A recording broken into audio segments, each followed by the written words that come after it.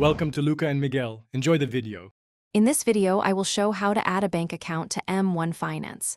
Open the M1 app or web dashboard and go to Transfers, then choose Add Account. Select Bank Account and pick the Instant Verification or Microdeposit option. If you pick Instant, log into your bank securely.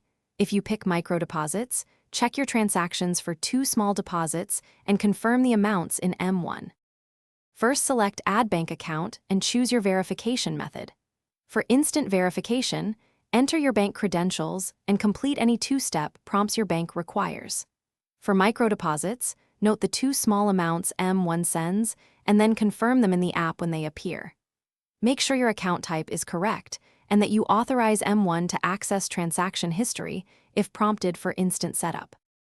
If verification fails, first recheck the routing and account numbers you entered.